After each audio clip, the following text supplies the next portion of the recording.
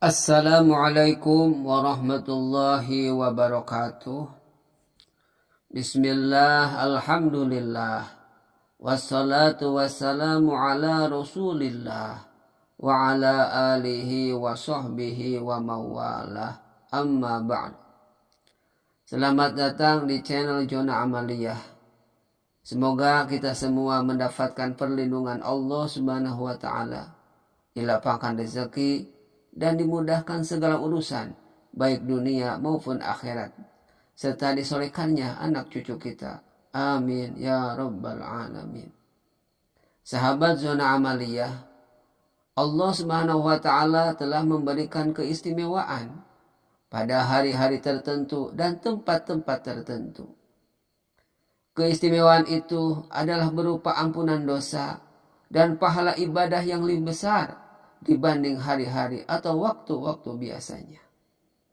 Misal saja, beribadah di bulan Ramadan lebih besar pahalanya dibanding bulan-bulan biasanya. Sholat di Masjidil Haram juga demikian, lebih besar pahalanya dibanding sholat di masjid biasa. Di antara keistimewaan itu adalah malam pertengahan bulan Sya'ban, atau biasa orang menyebutnya malam nisfu Sya'ban, malam yang bertepatan dengan tanggal 15 Sya'ban. Pada malam tersebut, kita disunahkan untuk menghidupkannya dengan berbagai kegiatan yang bersifat ibadah, baik itu sholat, membaca Al-Quran, maupun mengikuti kegiatan pengajian-pengajian atau thalabul ilmi. Pada kesempatan kali ini, saya akan memaparkan cara menghidupkan malam nisfu Sya'ban dengan mengerjakan sholat-sholat sunnah. Ada 3 macam sholat sunnah yang biasa dikerjakan di malam nisfu Sya'ban, yakni sholat khusoma, sholat tasbih, dan sholat nisfu Sya'ban. Yuk kita bahas satu persatu. Yang pertama adalah sholat khusoma. Dalam kitab Al-Ghunyah li Thalibi Thariq Al-Haq karya Imam Abdul Qadir Jailani radhiyallahu anhu, jilid kedua halaman 147, disebutkan ada sholat bernama sholatul khusoma, yaitu sholat sunat untuk korban sakit hati yang pernah kita zalimi. Adapun redaksinya dalam kitab tersebut adalah sebagai berikut. Faslun fi dzikri sholatil khusoma.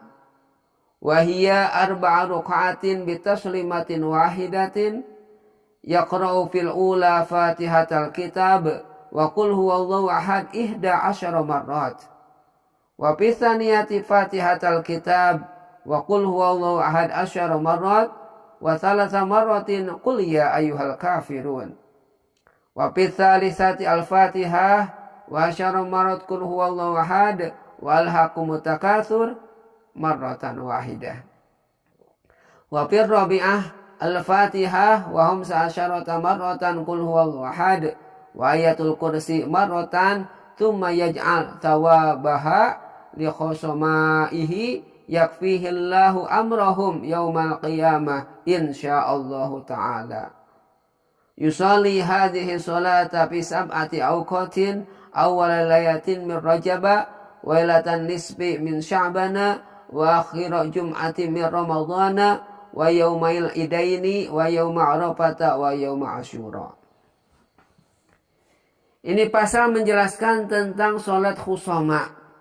Sholat ini terdiri dari 4 rakaat, dikerjakan dengan 1 salam tanpa duduk tasyahud awal. Rakaat pertama setelah membaca Al-Fatihah, membaca surat Al-Ikhlas atau kulhu sebanyak 11 kali.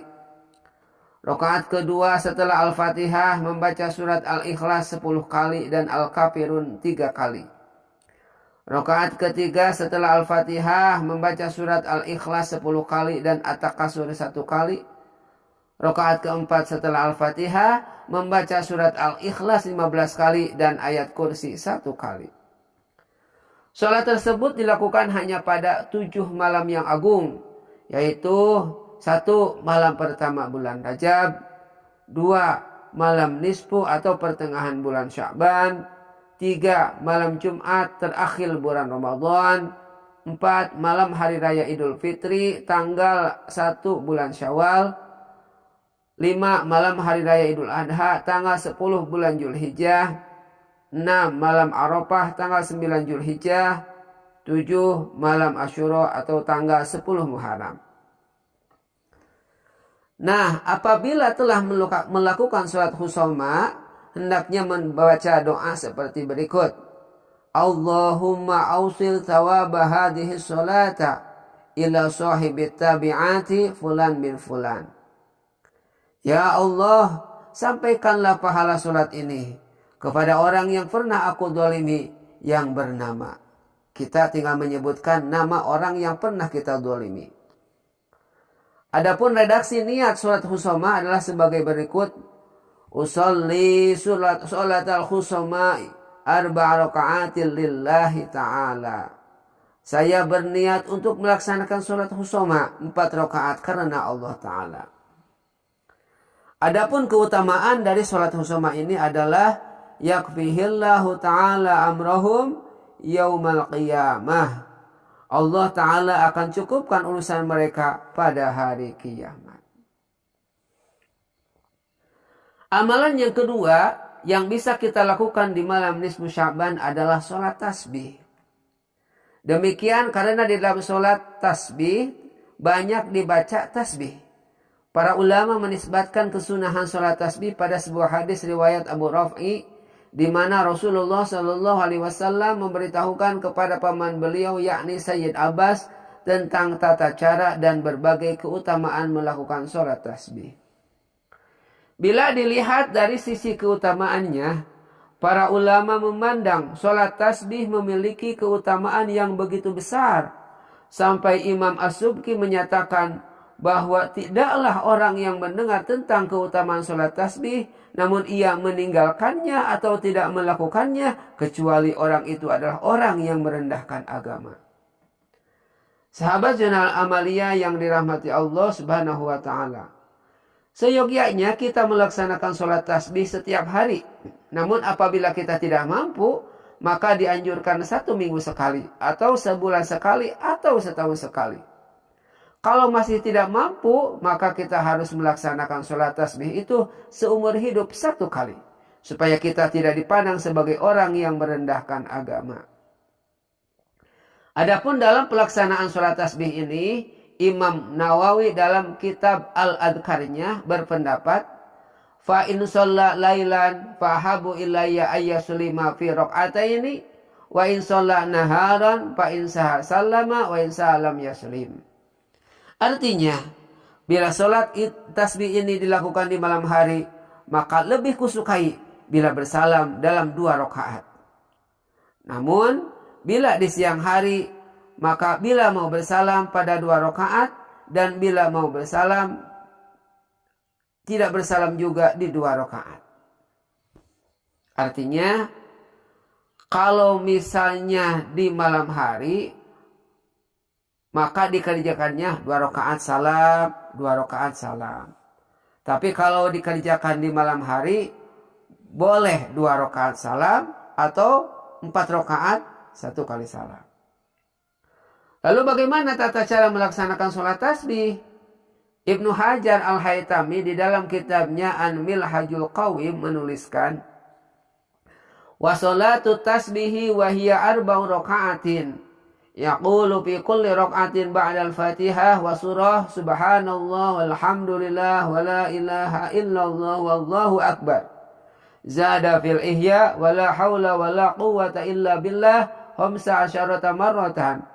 Wa fi kullin minar ruku'i wal ihtidali wa kullin minas sajdataini wal julusi baina sajdataini wal julusi ba'da raf'ihi minas sajdati tsaniyah bi kulli asyaratan.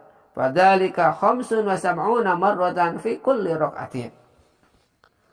Dan termasuk sholat sunnah adalah sholat sunnah tasbih, yaitu sholat 4 rakaat, di mana dalam setiap rakaatnya setelah membaca surat Al-Fatihah dan surat lainnya, maka bacalah kalimat subhanallah walhamdulillah wa la ilaha illallah wallahu akbar. Namun Imam Ghazali radhiyallahu taala anhu dalam kitab Al-Ihya lebih baik ditambah dengan la haula wala quwata illa billah. Semuanya dibaca sebanyak 15 kali. Dan pada tiap-tiap ruku, i'tidal, sujud, duduk di antara dua sujud, dan duduk setelah sujud yang kedua, masing-masing membaca kalimat tersebut sebanyak 10 kali. Maka itu semua berjumlah 75 kali dalam setiap satu rakaat. Amalan yang ketiga saat malam nisfu Sya'ban adalah dengan sholat sunat nisfu Sya'ban. Dan tidak sedikit dari umat Islam yang merasa ragu karena sholat sunat tersebut tak henti-hentinya dianggap bid'ah, mungkar, dan tidak ada dasar dalilnya oleh sebagian kalangan para ulama. Perlu diketahui bahwa amalan sholat sunnah di malam nisfu Sya'ban ini dikemukakan oleh Imam Al-Ghazali dalam kitab Ihya Ulumuddin. Bahkan Hujatul Islam ini menjelaskan tata caranya mulai dari jumlah rakaat hingga bacaannya.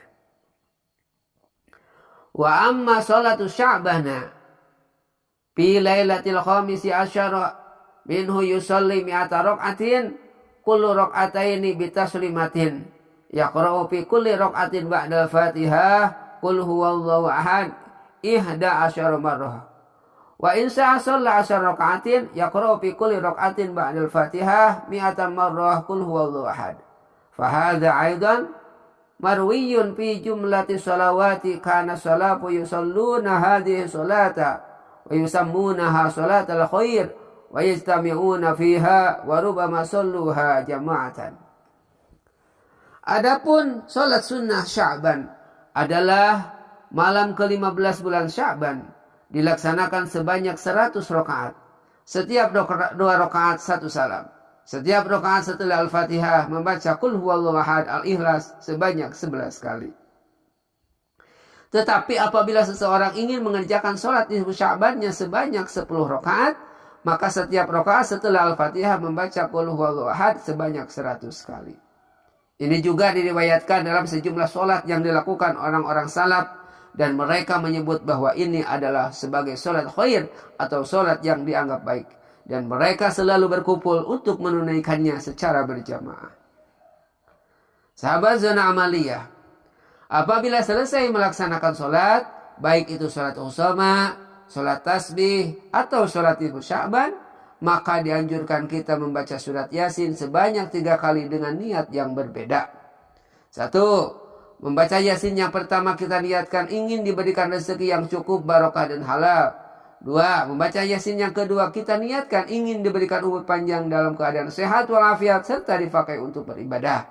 3. Membaca Yasin yang ketiga ini kita niatkan agar diwafatkan dalam keadaan husnul khatimah. Nah, apabila selesai membaca Yasin, maka dianjurkan dengan memperbanyak sholawat dan istighfar serta diakhiri dengan membaca doa nisfu Sya'ban. Demikianlah yang bisa disampaikan. Semoga banyak manfaatnya. Hadanallahu wa iyyakum ajma'in. Wassalamualaikum warahmatullahi wabarakatuh.